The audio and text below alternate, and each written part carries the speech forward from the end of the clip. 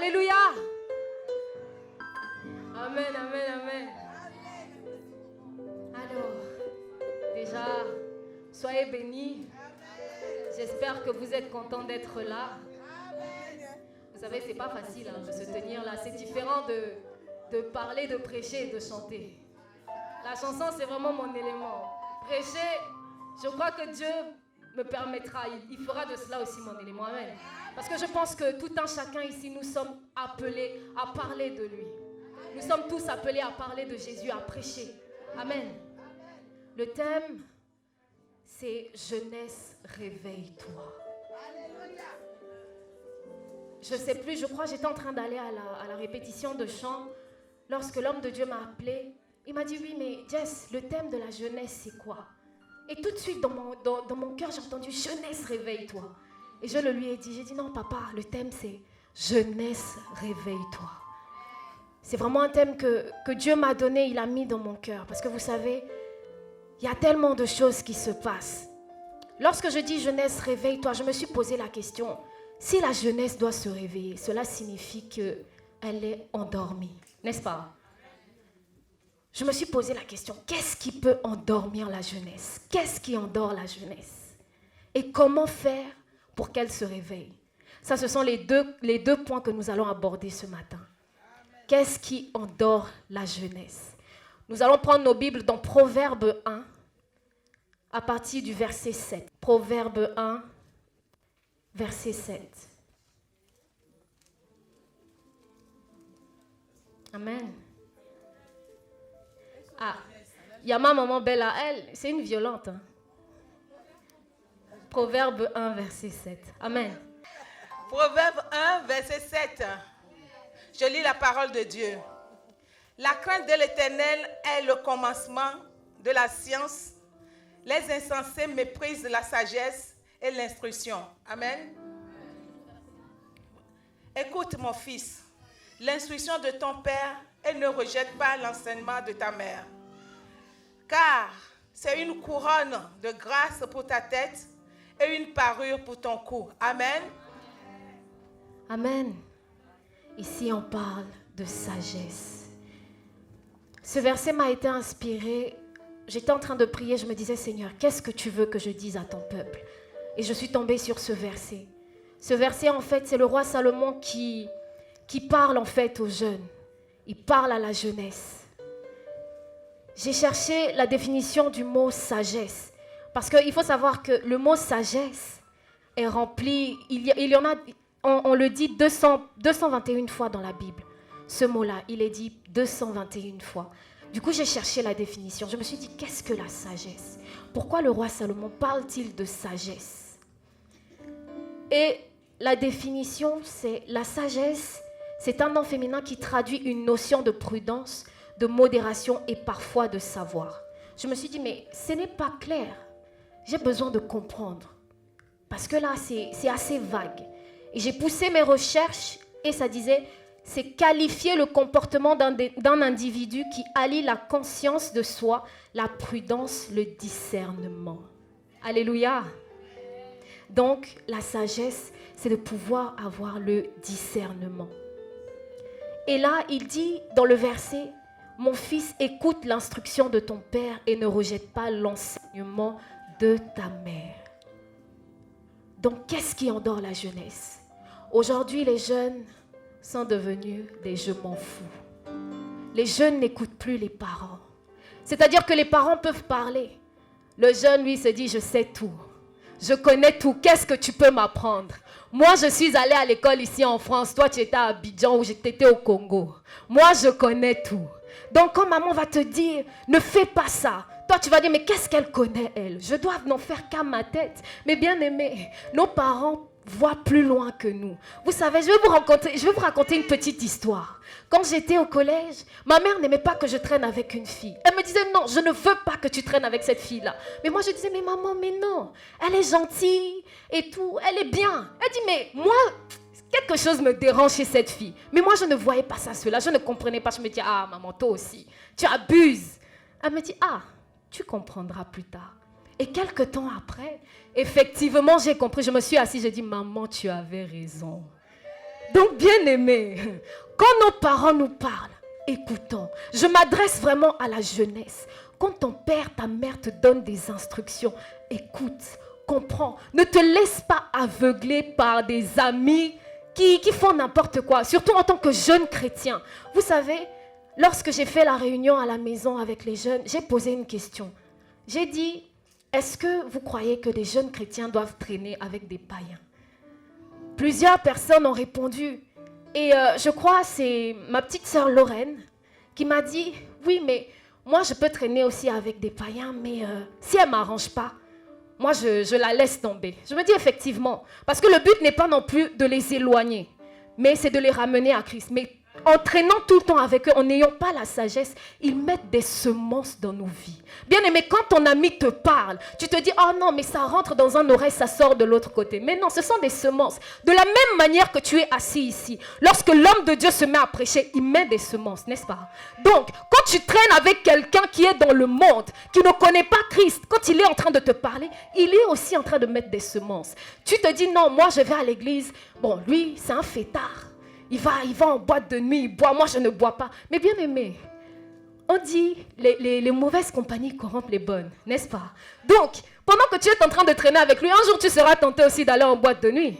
Parce que tu vas te dire, non, ben, c'est mon ami. Tu auras peur de la solitude. Bien aimé, écoute tes parents. Écoute les conseils de tes parents. Les parents savent mieux ce qui est bon pour nous. Souvent, nous nous obstinons à nous dire non. Moi, j'ai mon ami là, c'est mon ami d'enfance. Et parfois même quand la personne part, on pleure. On se dit mais non, pourquoi il est parti? On cherche même à le ramener. Mais bien aimé, en tant que jeune chrétien, Dieu sait pourquoi il enlève certaines personnes de toi. Il sait pourquoi il le fait. Parce que tu ne sais pas ce que cette personne-là aurait pu t'emmener. Vous savez, regardons un peu. Regardons. En fait, je veux vraiment que tout le monde se mette un peu à regarder autour de nous. Regardons la jeunesse de maintenant. Je vais parler aux anciens jeunes. Je vais dire les anciens jeunes. À votre époque, les gens étaient beaucoup plus pudiques, n'est-ce pas? On ne se dénudait pas. On va dire qu'il n'y avait même pas de réseaux sociaux. Nos parents, lorsqu'ils s'habillaient, tu sentais la pudeur. Mais regardez la jeunesse de maintenant. La jeunesse de maintenant, c'est les réseaux sociaux, la recherche du buzz, la recherche des followers, la recherche des likes. On ne vit que pour les likes. Bien aimé, ce qui endort la jeunesse aussi, c'est qu'elle ne vit pas selon les fruits de l'esprit, mais elle vit selon la nature humaine. Je m'explique. On va prendre Galates 5. Vous verrez pourquoi je le dis. Galates 5, à partir du verset 16. Galates 5, versets 16 à 20. Je dis donc, marchez selon l'esprit et vous n'accomplirez pas les désirs de la chair. Car la chair a des désirs contraires à ceux de l'esprit et l'esprit en a de contraires à ceux de la chair. Ils sont opposés entre eux afin que vous ne fassiez point ce que vous voudriez. Amen. Or, les œuvres de la chair sont manifestes. Ce sont l'impudicité, l'impureté, la dissolution, l'idolâtrie, la magie, les inimitiés, les querelles, les jalousies, les animosités, les disputes, les divisions, les sectes, l'envie, l'ivrognerie, les essais de table et les choses semblables. Je vous dis d'avance, comme je l'ai déjà. Amen. Amen. Donc, on voit la nature humaine. Quand un jeune ne vit pas selon l'esprit. Donc, ce qui endort la jeunesse aussi, c'est qu'elle vit selon la nature humaine. Toutes ces choses qui ont été citées ici. Aujourd'hui, comme je le disais tantôt, la jeunesse, c'est les réseaux sociaux. C'est Facebook, c'est Nicki Minaj, c'est les likes, c'est les followers. Limite, quand je mets une photo, si je n'ai pas un nombre de likes, je ne suis pas satisfaite. Je suis obligée de me dénuder pour avoir des likes. Jeune, ce ne sont pas les likes qui vont t'emmener au paradis. Ce n'est pas le buzz qui va t'emmener au paradis. Vous savez, aujourd'hui, je crois que c'était dans la semaine, ouais. Dans la semaine, j'étais sur Facebook, non, sur YouTube, parce que je me suis désabonnée des réseaux sociaux pour voir si un jeune pouvait vivre sans réseaux sociaux. Et effectivement, on peut le faire. Amen. J'étais sur YouTube et j'ai vu une vidéo d'une jeune fille qui était en train d'exposer sa maman. Elle a appelé, elle était en train d'expliquer. Et à un moment, elle a dit quoi? Ta gueule, à sa mère. Ah, je me suis dit, non, toi, tu es né dans la mauvaise famille. Tu as la mauvaise maman, toi. Viens dire ta gueule à ma mère et tu vas voir. C'est retourner balayette, gauche-droite. Mon cher, tu dis ta gueule à ta mère. Tout ça, pourquoi? Pour les likes, pour le buzz. Parce qu'après un moment, sa mère a fait un live pour expliquer ce qui n'allait pas, en fait, pour dire que tout ce que sa fille disait, c'était un mensonge. Et la fille, après, elle a refait un autre live en disant, oui, je cherche du buzz, je veux me faire de l'argent. Parce que aussi, ce qui endort les jeunes, c'est l'argent facile. La jeunesse aujourd'hui veut avoir tout de suite. Il va avoir tout de suite. Mais bien aimé, tu es jeune. Qu'est-ce que tu veux faire avec l'argent maintenant? Va à l'école. Étudie.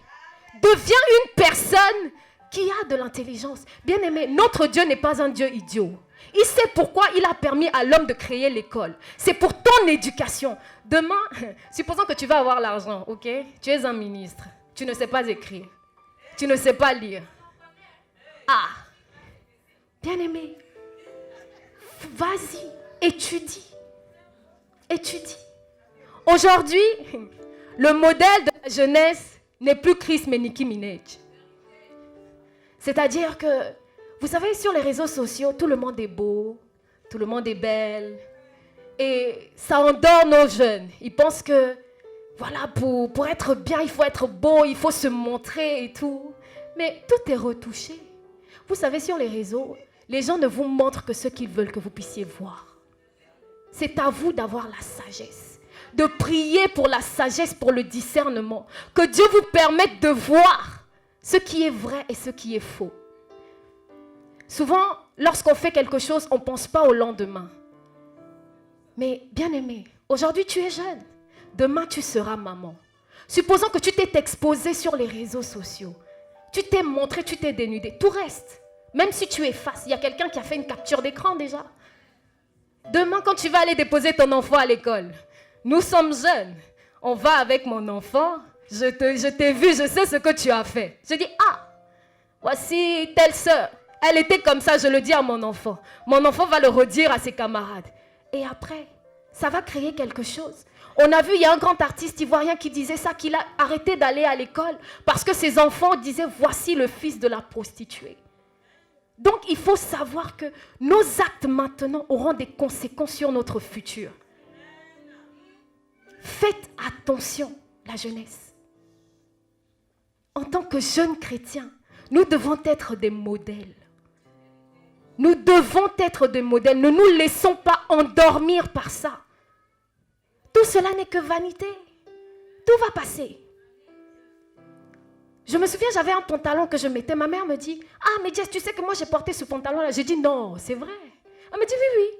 À mon époque, j'ai porté ce pantalon-là. Donc c'est pour vous dire que les choses passent, ça revient. Ça revient. Ça passe et ça revient. Tu ne vas pas vendre ton corps pour avoir un sac Louis Vuitton. Chérie, va à l'école. Travaille pour que demain tu sois capable de pouvoir t'acheter ce sac-là. Ne vends pas ta dignité pour un sac de marque. Parce que quand tu vas mourir, je vais vous choquer un peu. Je vous choque un peu. D'accord, je vais vous raconter une petite histoire. C'était quelque chose que j'avais lu aussi sur le net. Une jeune fille qui était avec son amie. Et elle a vu son amie avec un sac de marque. Et son amie montrait sur les réseaux justement encore la vie de luxe. Elle est partie demander à son amie, comment tu fais pour pouvoir avoir cette vie de luxe-là? Moi aussi je veux. Là on parle bien sûr de la cupidité. Elle a demandé, comment tu fais? Son amie lui a dit, tu veux vraiment savoir? Elle dit, oui, oui, je veux savoir. Elle dit, ok, je vais t'emmener quelque part. Ils sont partis. Bien aimés. Je suis désolée pour ce que je vais dire, mais il faut que la jeunesse entende. C'est-à-dire que pour pouvoir avoir de l'argent, ils étaient obligés d'aller avec des hommes.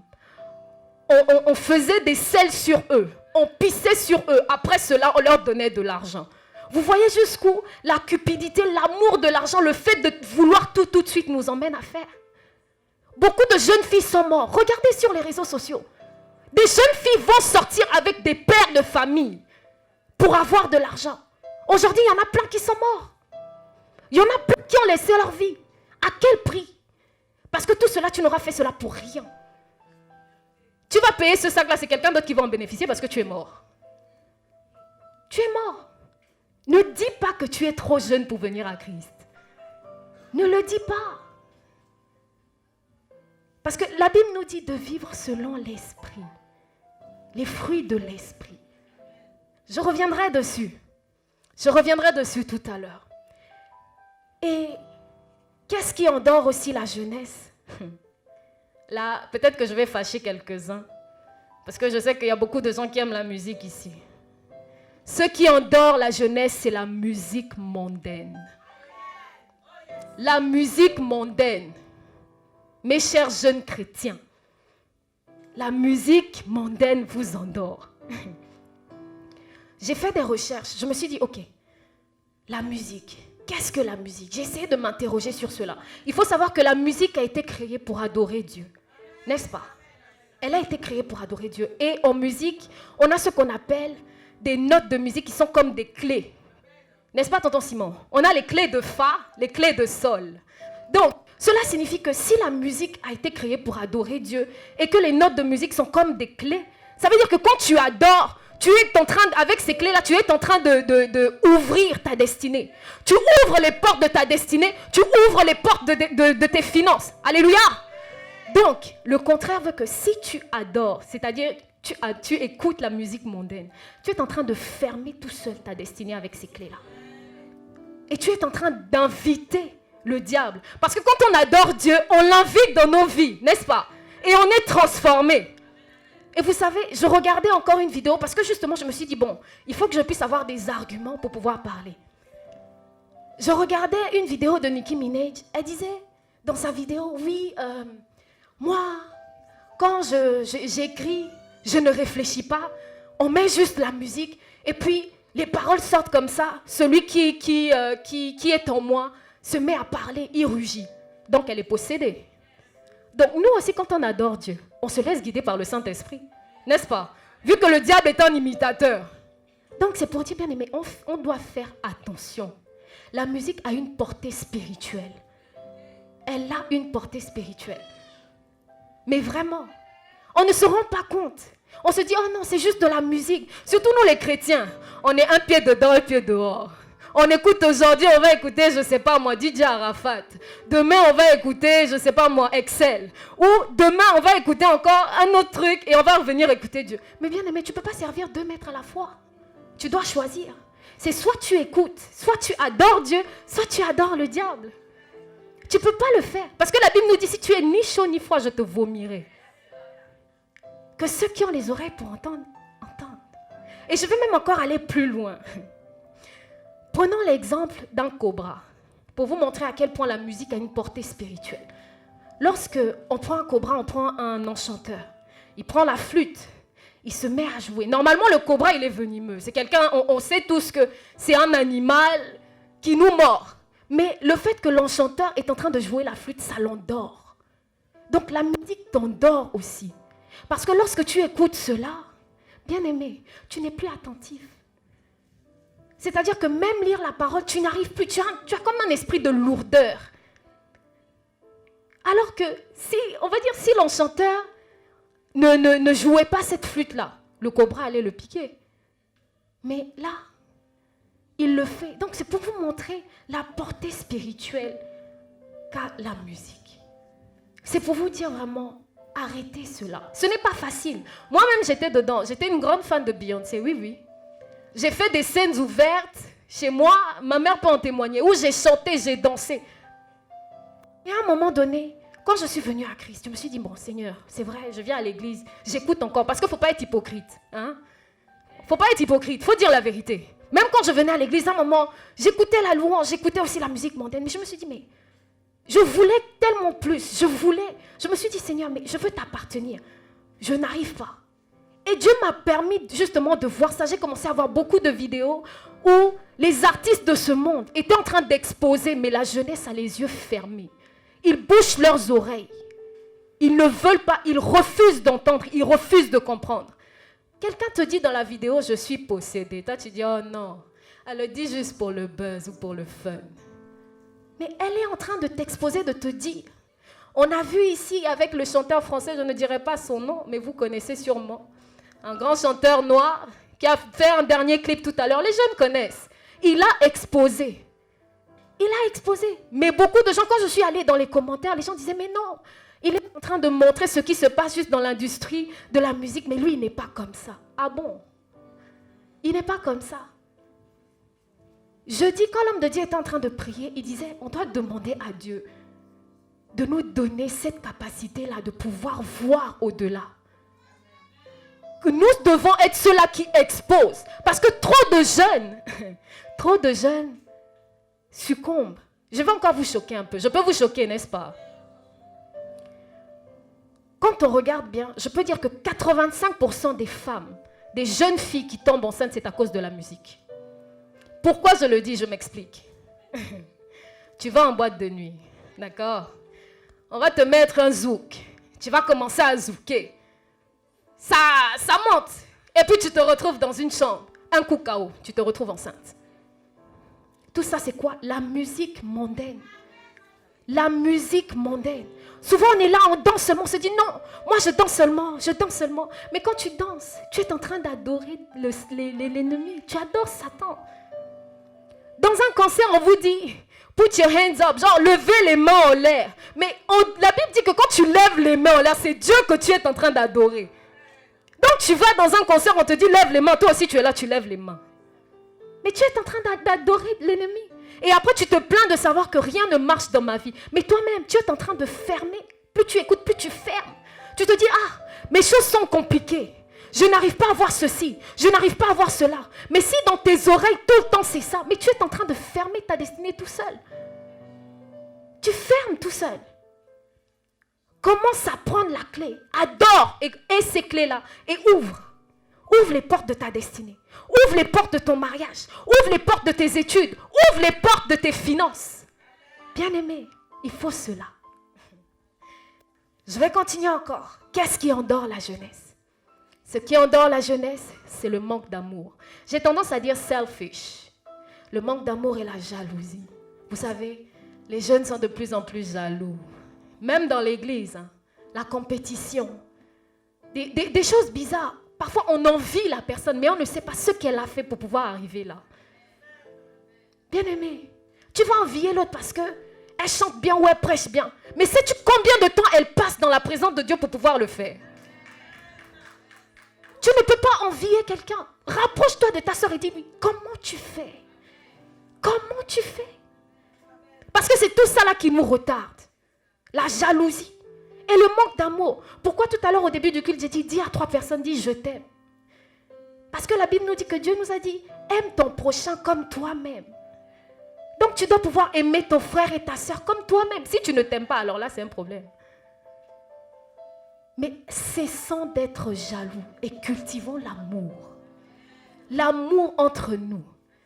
En tant que jeunes, nous devons être soudés.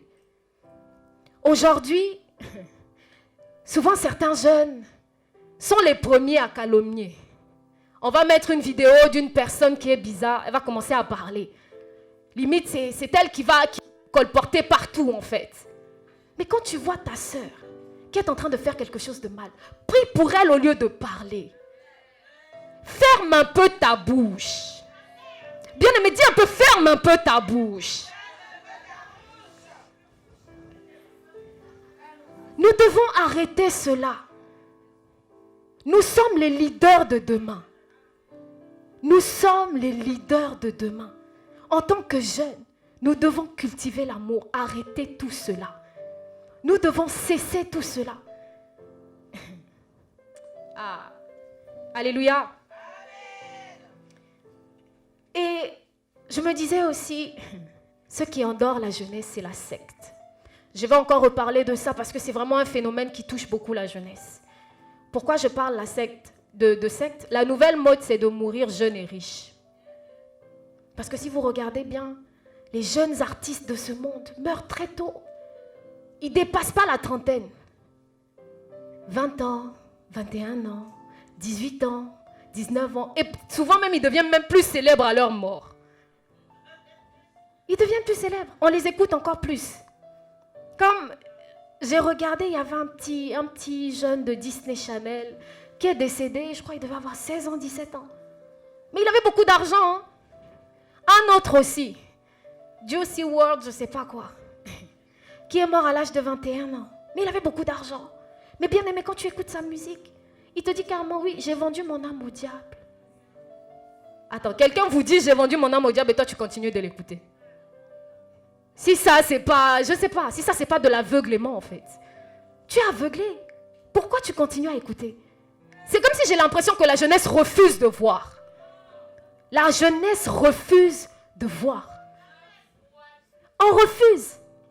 Comme avait dit la sœur Edwige, franchement, ceux qui étaient là jeudi, on a vraiment été bénis. Elle a donné une définition de se réveiller. Elle a dit qu'on avait un voile sur les yeux. Et effectivement, c'est le cas. La jeunesse a un voile, mais elle refuse de l'enlever. Parce que nous pouvons l'enlever. La jeunesse refuse de l'enlever. Ils préfèrent rester, continuer avec ce voile-là. Nous sommes limite comme des morts vivants. On est là, on avance seulement. On avance, sans savoir, sans avoir de but précis. Bien-aimés, dans Ecclésiaste 11, 9, qu'on va prendre.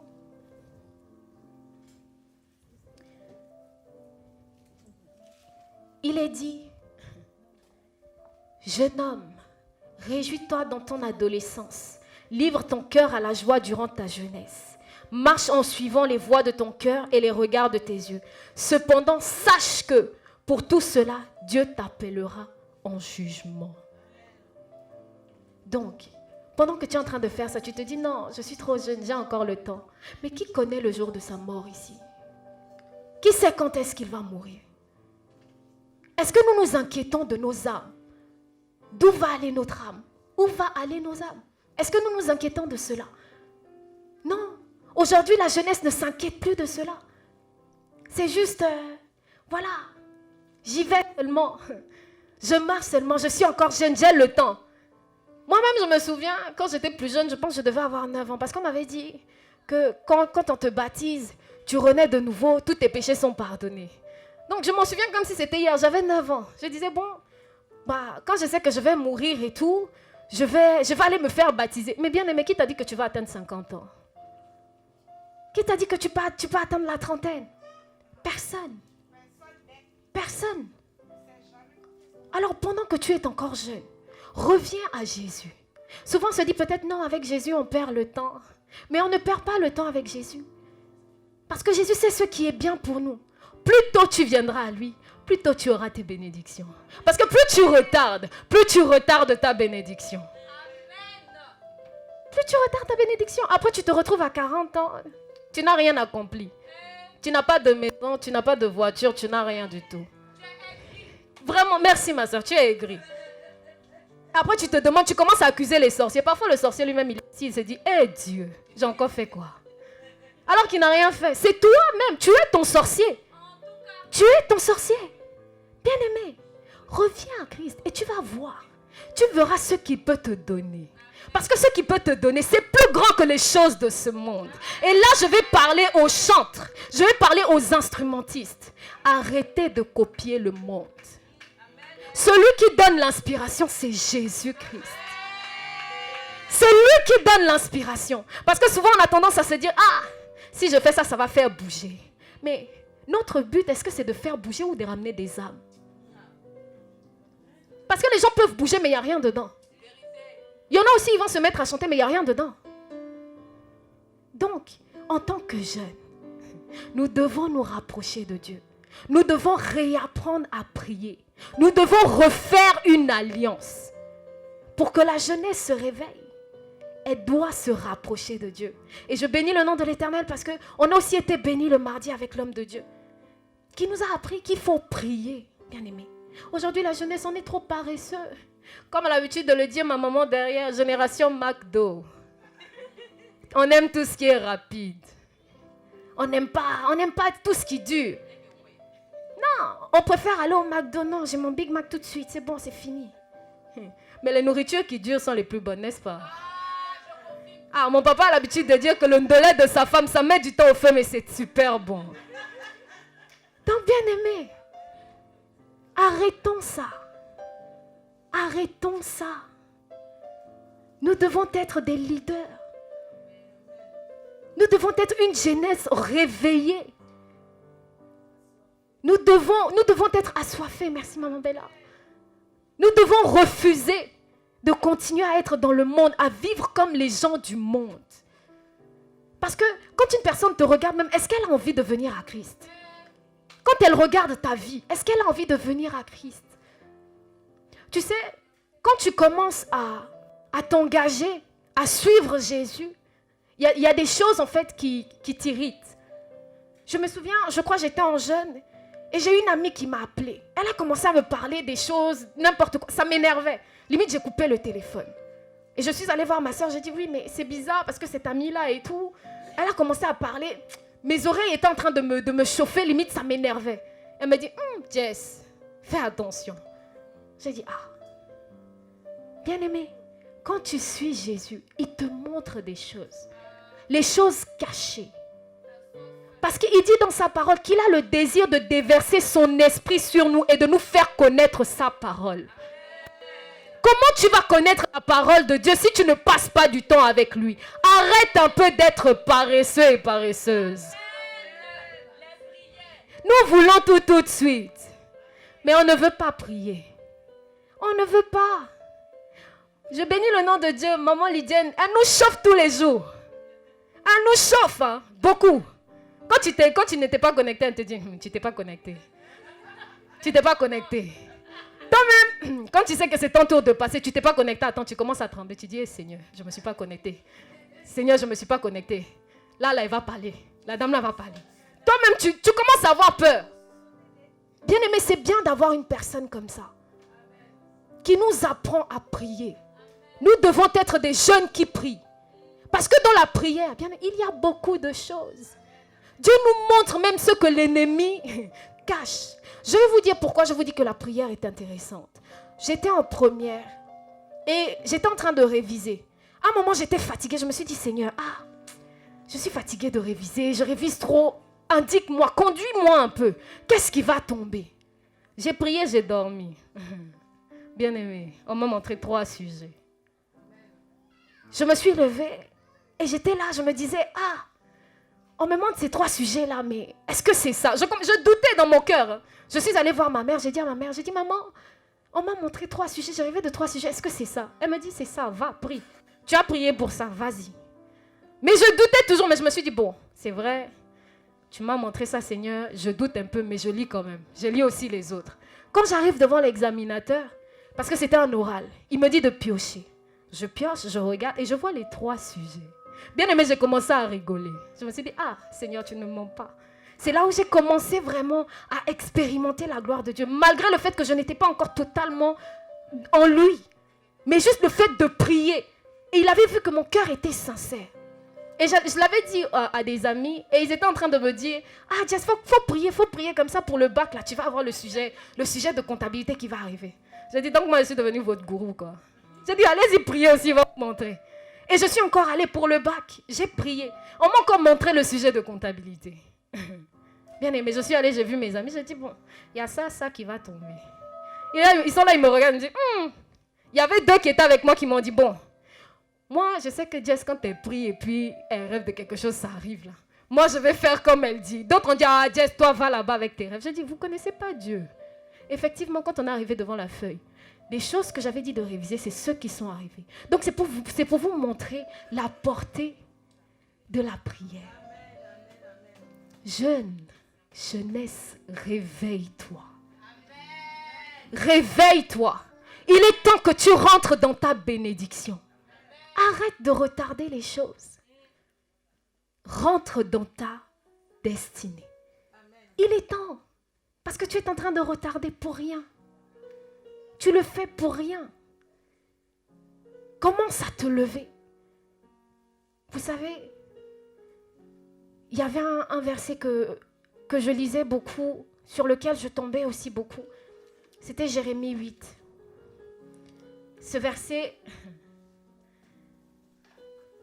il m'a fait comprendre que tu as beau peut-être faire beaucoup de mauvaises choses, mais Dieu te dit, reviens. Il est prêt à t'accueillir. Parce que souvent, ce qui nous empêche aussi de revenir à Christ, c'est qu'on se dit, non, j'ai fait trop de mauvaises choses. Est-ce qu'il va m'accueillir dans son royaume? Est-ce qu'il va encore m'accepter? Et du coup, on persiste dans ce qu'on fait. Et Genèse 8, verset 4 dit, Jérémie, 8, verset 4 dit, annonce-leur, voici ce que dit l'Éternel. Est-ce qu'on tombe sans se relever? Ou bien est-ce qu'on se perd sans revenir en arrière? Bien-aimé, tu es peut-être tombé, mais relève-toi. Secoue la poussière et avance. Tu as peut-être baigné dans l'impudicité. Relève-toi, sors de là. Dis Seigneur, je désire venir à toi. Tu as dit, ne dis pas que tu es trop jeune. Il a dit à Jérémie, ne dis pas que tu es trop jeune. Il a prévu des projets de bonheur pour toi et moi. Cessons de retarder notre destinée. Fais marche arrière et dis Seigneur, me voici. Je suis prête à revenir. J'aimerais qu'on puisse se lever, s'il vous plaît, afin de pouvoir prier et de dire Seigneur, je me suis peut-être éloignée de toi, mais aujourd'hui je suis prête à revenir. Tu lui dis Seigneur, je suis prête à revenir. Je veux que tu m'acceptes, que tu enlèves tout ce qui n'est pas de toi en moi, tout ce qui m'empêche de voir ta gloire, tout ce qui m'empêche de venir à toi, tout ce qui m'empêche de prier, tout ce qui m'empêche de faire une alliance avec toi. Car bien-aimé, Dieu a un projet pour toi et moi. Il a un projet pour toi et moi. Il veut te faire connaître ses paroles. Il veut que tu sois assoiffé de lui. Il veut déverser son esprit sur toi. Que ce matin que tu lui dis, Seigneur, me voici. Je suis prête à me réveiller. Je suis prête à me réveiller, car j'ai longtemps dormi. Dis, Seigneur, j'ai longtemps dormi. Me voici. Pour les parents, priez pour vos enfants. C'est important. David a prié pour Salomon. Il a demandé à Dieu de garder le cœur de son fils toujours près de lui. Alors, parents, prie pour ton enfant. Que Dieu garde son cœur. Nous avons un Dieu là qui est capable de toutes choses. Il est capable de changer, de transformer. Bien-aimé, fais-le. Et si tu crois, tu verras la gloire de Dieu. Tu la verras se manifester. Et pour les jeunes, je veux seulement que ce matin, que vous lui dites, Seigneur, me voici. J'ai longtemps baigné dans le monde, mais me voici devant toi. Je suis prête à refaire une alliance avec toi. Je suis prête à revenir. Car oui, papa, je reviens vers mon Père. Je reviens vers mon Père. Bien-aimé, fais-le. Fais-le avec ton cœur. Parle avec ton cœur. Parle avec ton cœur. Parle avec sincérité. La Bible dit que Dieu regarde le cœur. Parle avec le cœur. Si tu veux pleurer, pleure. Pleure. Mais parle avec sincérité. Que tu lui dis, Seigneur, regarde mes enfants. Regarde mes enfants, la génération de demain. Regarde ce que mes enfants sont devenus ou deviennent. Je veux qu'ils reviennent à toi. Je vais appeler l'homme de Dieu pour qu'il vienne prier. Alléluia. Soyez bénis.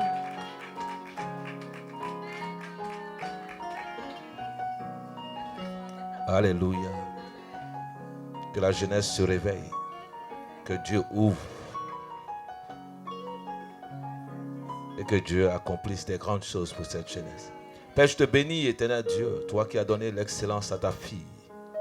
Je prie que tu continues, éternel, à la bénir. Je prie, éternel Dieu d'Abraham, que toutes ces choses, éternel Dieu, qu'elle a citées, que cela, éternel Dieu d'Abraham, ne nous n'en donne pas, que cela n'en donne aucun de tes enfants. Je prie qu'ils se réveillent. Je prie, éternel Dieu d'Abraham, que tu leur donnes, éternel Dieu d'Abraham, de voir, éternel Dieu, leur destinée s'accomplir. Seigneur, que ce monde ne nous adore pas. Je te dis merci. Béni sois-tu. Au nom de Jésus. Amen. Amen.